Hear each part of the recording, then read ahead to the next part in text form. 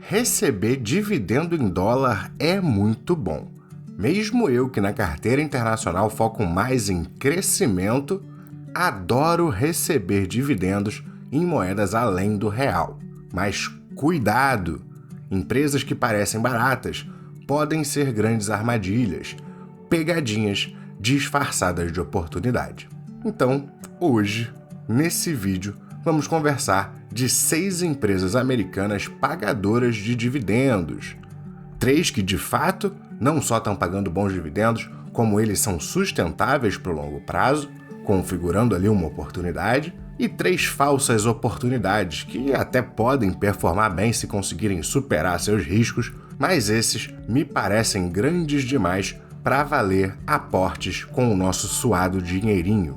Também vou calcular o preço justo de cada uma das 3 oportunidades que eu citar ao longo do vídeo. Tudo com base em dados e cálculos transparentes.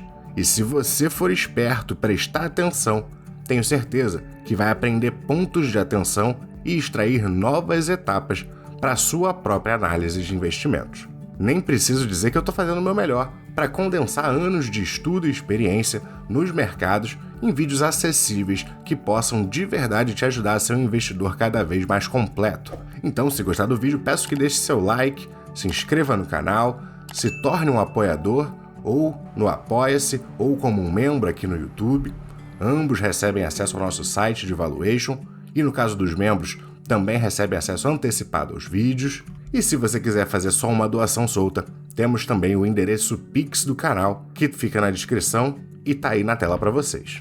Como a gente está vivendo momentos esticados no mercado americano, que ainda se encontra com um PL elevado em relação à sua média histórica, e muitas empresas tech de maior crescimento ainda ali bem caras, e mesmo eu focando nelas para minha carteira, o momento me parece apontar mais para as pagadoras de dividendos no que se diz respeito a mercado internacional. Até por toda a incerteza que os movimentos de Trump têm causado, faz sentido a gente buscar opções mais conservadoras.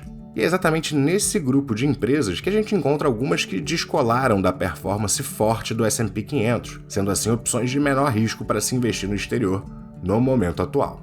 Então chega de enrolação, vamos direto para a primeira da lista, que vai ser a de ticker PEP, que representa a nossa PepsiCo, empresa de biscoitos, salgadinhos e refrigerantes, operando várias marcas de peso mundialmente, sendo uma Dividend King, mantendo o crescimento dos seus dividendos por mais de 50 anos, com uma posição estabelecida nos mercados em que atua, e que desde as suas máximas em 2023 já acumula mais que 30% de queda essa que se alargou nas últimas semanas, junto com a redução do seu guidance, que agora prevê uma queda de 3% no lucro core da empresa. O que deixa ela atrativa é o seu dividendo inicial alto, vindo aqui de 4,32%, bem acima do que a gente conseguia nos últimos anos. É uma empresa com PL de 19,39, que não é super baixo, até porque a gente está nesse contexto macro do mercado americano um pouco mais encarecido mesmo, mas ainda assim é o preço mais baixo desde 2020. Em relação ao fluxo de caixa operacional, está aqui em 14,38 vezes. E seu EV/EBITDA também se encontra nas mínimas dos últimos 5 anos. Ao mesmo tempo que a empresa tem uma dívida controlada e estável, atualmente aqui nos 2,58 vezes em relação ao seu EBITDA. Ela tem um ROI muito alto, então acho que o ROIC fica mais realista, está aqui em 13,53%, não é um ROIC maravilhoso, mas é um bom retorno sobre o investimento. E ela está gerando de lucro, o seu Earnings Yield, 5,18% do que você está pagando. O seu dividendo atual está em 4,32%. Resultando num payout aí de 83,67, que vem subindo desde 2022, mas que ainda se encontra confortável. É também uma empresa com sólida geração de fluxo de caixa livre, que apesar da sua oscilação também mostra uma estabilidade no geral. E sendo uma empresa que vinha crescendo o seu lucro líquido, porém começa a mostrar um recuo. Se a gente olhar aqui as suas operações, a gente vê uma queda no seu lucro líquido, a gente vê uma queda na sua receita. No seu lucro bruto, a queda fica mais amenizada, lucro operacional também com queda, lucro líquido também com queda. Então, de fato, a empresa começando nesse primeiro trimestre de 2025 a ver pequenas quedas, o que é relativamente normal, não sendo uma queda exagerada, como não é um problema. Sendo uma empresa com histórico muito sólido, já há 63 anos, crescendo seus dividendos ano a ano. atualmente um dividendo inicial bem alto de 4,37%, sendo que é uma empresa que também faz recompra das suas ações. Então não vejo por que eles deixariam de apresentar esse crescimento no dividendo, até porque eles podem reduzir o buyback. Então acho que tem bastante espaço, são dividendos sustentáveis com uma entrada atrativa. Claro, não está super barata, né? Um PL ali de 19 vezes, mas para o contexto americano, acho sim que está atrativo. E é claro, a gente tem que calcular o preço justo da empresa. A gente vai começar aqui pelo método de Graham. Seu lucro por ação nos últimos 12 meses está aqui em 6,80.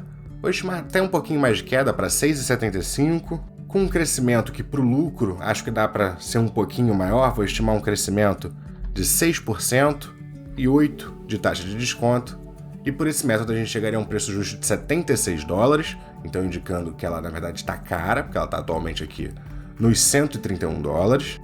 Então vamos calcular também aqui pelo método de Gordon, já que a sua atratividade está exatamente nos dividendos, onde ela pagou 5,69, só no último ano cresceu aqui 6,65%, tem um histórico de bom crescimento, vários anos 6, 5, 7%, então acho que dá para estimar 4%, com os mesmos 8% de taxa de desconto, e com base nesses dividendos, a gente já vê um preço justo mais alto aqui de $147,94, agora sim, em relação aos seus 131,85 atuais. Ela tem um pouquinho de margem de segurança, então esse método nos indica mais ou menos 12% de margem de segurança, e vamos aqui para o desconto de fluxo de dividendos, com premissas bem parecidas, só que no crescimento perpétuo a gente tem que baixar um pouquinho, vou trazer para 2,5%, e o desconto perpétuo vou trazer também para 7%. Então a gente vem aqui para 118, mais um valuation nos indicando que ela está um pouquinho abaixo do seu preço justo,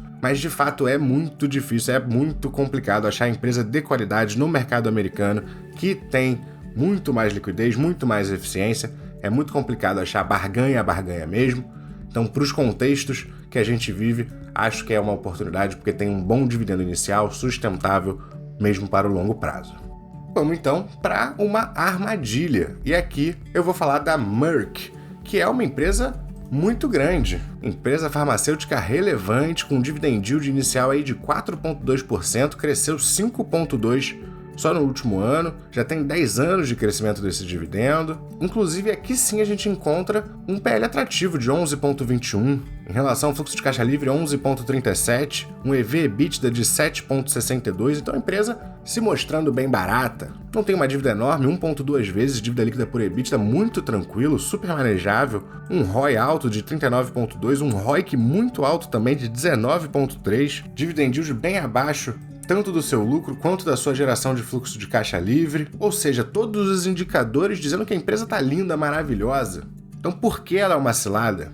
Bom, a verdade é que ela é de fato uma boa empresa, tem uma história de boa gestão, eu não imagino que vai ser um péssimo investimento, mas tem uma grande armadilha aí, que é o seguinte: 40% da sua receita vem de um único remédio chamado Keytruda.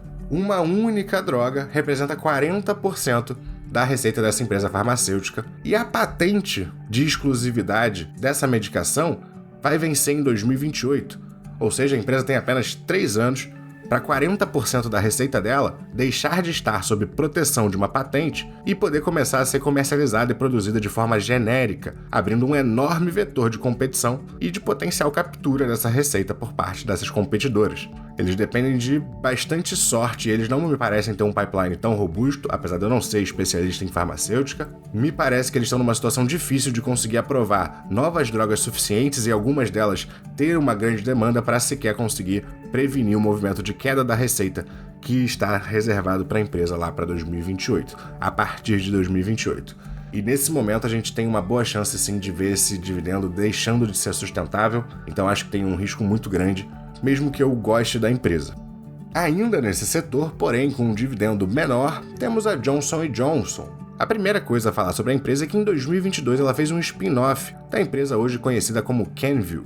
E as partes da Johnson & Johnson que se tornaram essa nova empresa foram exatamente a divisão de produtos direto ao consumidor, que vai incluir alguns remédios mais simples, como o Tilenol, por exemplo, que não exigem prescrição, e os famosos produtos de cuidado para pele, cuidado para bebê, o shampoo Johnson, Então ela não carrega mais dentro de si esse lado mais de consumer staples, os estáveis de consumo para o consumidor final.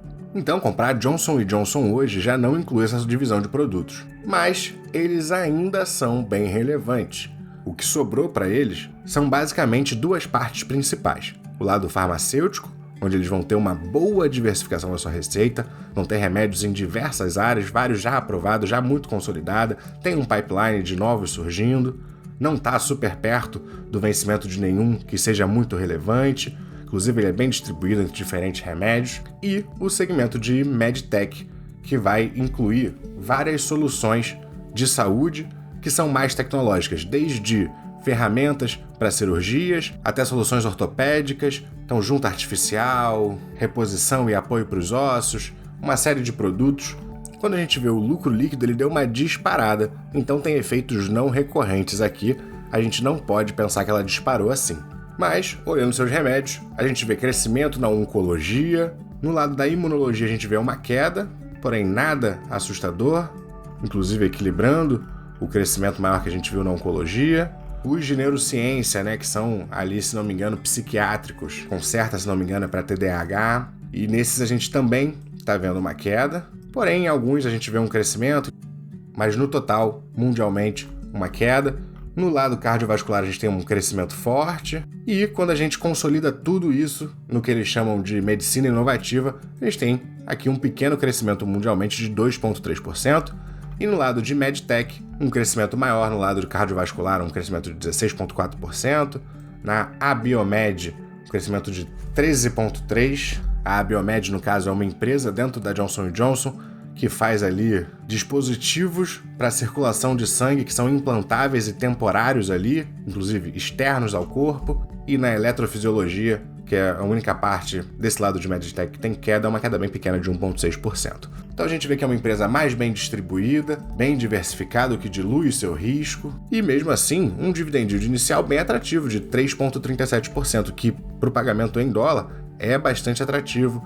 Também uma Dividend King, mais de 63 anos aí crescendo seus dividendos, cresceu 4,37% no último ano e ainda tem um pouquinho de buyback. Uma empresa com estabilidade que voltou a crescer seu fluxo de caixa livre, atualmente bem grande aqui em 20,3 bi.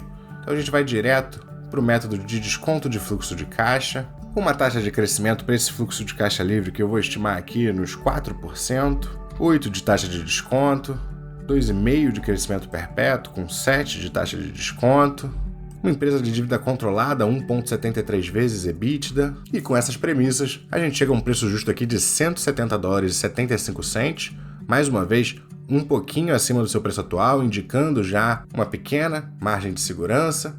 E vamos aqui para o método de Gordon, baseado nos dividendos. Ela pagou aqui 5,20, com uma taxa de crescimento que eu vou estimar para 3%, e 8% de taxa de desconto, aqui a gente chega num preço justo um pouco mais baixo, de $107. E por final, vou vir aqui no desconto de fluxo de dividendos, com premissas bem parecidas, 2,5% de crescimento perpétuo, 7% de desconto perpétuo, e aqui a gente cai mais um pouquinho para 103,2%, trazendo a média desses cálculos para 127,10, nos indicando seu preço justo ali nos $130, 135, 140 no máximo. O que, mais uma vez, encontrar uma empresa de alta qualidade tão pertinho ali do seu preço justo no contexto americano, onde é muito mais difícil encontrar ineficiências, é, na minha opinião, uma oportunidade para quem está querendo montar sua carteira de longo prazo lá nos Estados Unidos. Agora, voltando para a pegadinha, eu vou falar da Main Street Capital. Essa aqui vem com um dividendo inicial muito alto de 6,91%, mesmo tendo crescendo só 2% no último ano. É um dividendo bem atrativo, mas apenas aqui 4 anos mantendo os crescimentos ano após ano. Então a gente já não tem essa solidez no dividendo que a gente estava vendo nas outras empresas. Porém, ela está atrativa, mais uma vez aqui um PL de 9,58, PL atrativo. Já em relação ao seu fluxo de caixa operacional, ela aparenta estar bem cara. Lembrando aqui que a gente está falando de um REIT, que são os primos americanos dos nossos fundos imobiliários.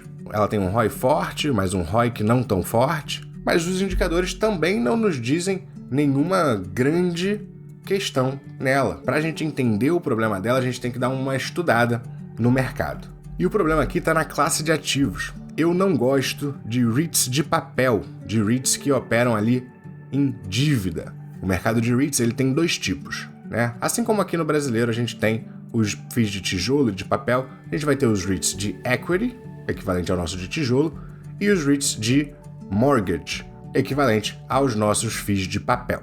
Basicamente, esses de mortgage, esses de papel, vão atuar com diversas formas de crédito, financiamento, hipoteca, e eles vão ganhar dinheiro nessa movimentação financeira. Só que eles carregam bem mais risco que os nossos FIIs de papel aqui no Brasil, devido ao arcabouço legal, que permite, por exemplo, uma alavancagem para os REITs, fora o contexto de empréstimo mais livre e menos regulamentado dos Estados Unidos, que permite estruturas mais inusitadas e de maior risco, de maneira que só mesmo as melhores gestões seriam capazes de entregar bons retornos. Inclusive, olhando coletivamente a performance dos REITs de equity, que são os de tijolo, versus os de papel, eu trago aqui para vocês o estudo da Edward Jones, que fez essa análise de comparação em períodos aqui de 1, 3, 5, 10, 15 e 20 anos. Em todos os períodos observados, a gente vê os REITs de equity, né, de tijolo, tendo uma performance superior aos de papel.